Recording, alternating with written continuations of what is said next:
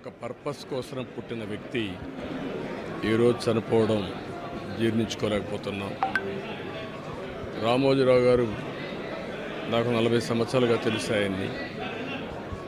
ఆయన అనునిత్యం సాధన చేసింది, సమాజ హితం కోసం పనిచేశారు, ఈ తెలుగు జాతి కోసం పనిచేశారు.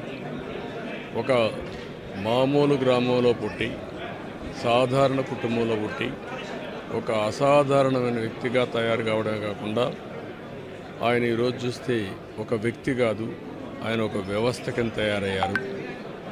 ఆ రోజు ప్రారంభించింది మనం ఒకసారి చూస్తే మార్గదర్శితో ప్రారంభించి, మార్గదర్శి అయిన తర్వాత ఈనాడు ప్రారంభించి, అదే మాదిరిగా ప్రజా చైతన్యాన్ని మనం చూస్తే ఈరోజు రాష్ట్రంలో ఏ ఇంట్లో కూడా నిద్ర లేస్తానే ఈనాడు చదివితే తప్ప బయట వచ్చే పరిస్థితి ఉండదు.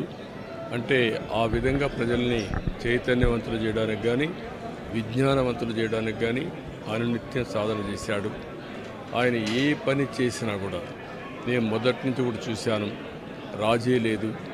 40 ఏళ్ళుగా నేను ఆయనతో కలిసి ఉన్నప్పుడు కూడా, ఆయన పరిచయం ఉన్నప్పుడు కూడా ఏ రోజు కూడా ఆయన ఒకటే చెప్పేవాడు, మీరు ఏమి చెప్పినా నేను మాత్రం ధర్మం ప్రకారమే పనిచేస్తాను, విధి నిర్వహిస్తాను తప్ప నేను ఎల్లప్పుడూ ప్రజాపక్షానే ఉంటానని చెప్పి స్పష్టంగా చెప్పిన వ్యక్తి రామోజీరావు గారు.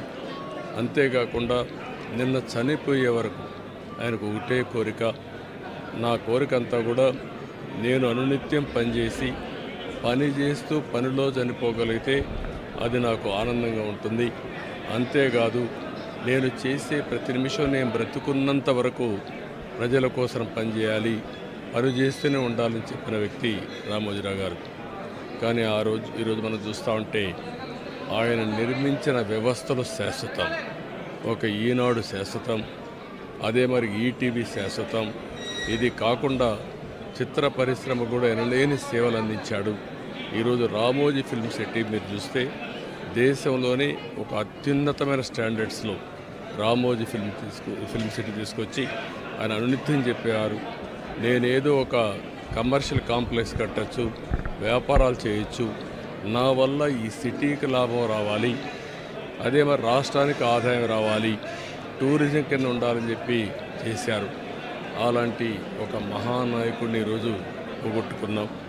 తెలుగు జాతి వెలుగు, తెలుగు వారి గుండెల్లో చిరస్థాయిగా ఉండే వ్యక్తి, అలాంటి వ్యక్తిని పోగొట్టుకోవడం చాలా బాధ అనిపిస్తుంది.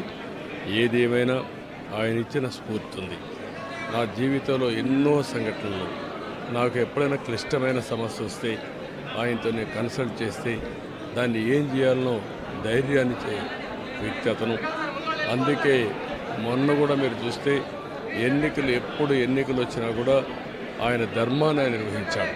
ఆయన ఎప్పుడు కూడా ధర్మం సైడే ఉన్నాడు, అదేవిధంగా పనిచేశారు. అందుకే ప్రజల్లో కూడా ఒక అచంచలమైన విశ్వాసం ఆయన పైన.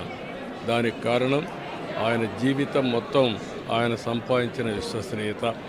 అలాంటి వ్యక్తిని పోగొట్టుకోవడం చాలా బాధేస్తుంది. ఏదేమైనా ఆయన ఆశయాలు తెలుగు జాతికి ఉన్నాయి. ప్రతి ఒక్కరు కూడా ఆయన ఆరాధిస్తారు. అందుకనే ఈరోజు ఒకటే కోరుతున్నా, ఆయన చెప్పిన విషయాలన్నీ నా చెవుల్లో ఎప్పుడూ రింగుమంటూ ఉంటాయి, వినపడుతూ ఉంటాయి. తప్పకుండా మళ్ళా తెలుగు జాతిని ఏ విధంగా ముందుకు తీసుకుపోవడానికి, అదే మరి ప్రత్యేకంగా ఆంధ్రప్రదేశ్ నష్టపోయింది, ఆ రాష్ట్రాన్ని అభివృద్ధి చేయడానికి రామోజీరావు గారు ఇచ్చిన స్ఫూర్తితో ముందుకు పోతానని చెప్పి తెలియజేసుకుంటూ, మరొక్కసారి ఈనాడు ప్రేక్షకులకి, ఈటీవీ ప్రేక్షకులకి, రామోజీరావు గారి ఈరోజు ఈ సంస్థలో పనిచేసే సిబ్బందికి, అదే మరి కుటుంబ సభ్యులందరికీ కూడా నా ప్రగాఢ సానుభూతి తెలియజేస్తున్నా. వారికి భగవంతుడు ఒక శక్తిని ఇవ్వాలి. ఆ శక్తితో మళ్ళీ ఈ లెగసీని కంటిన్యూ చేసి రామోజీ గారి యొక్క స్ఫూర్తి చిరస్థాయిగా ఉండడం కోసం వాళ్ళు పనిచేస్తారని చెప్పి ఆశిస్తున్నా.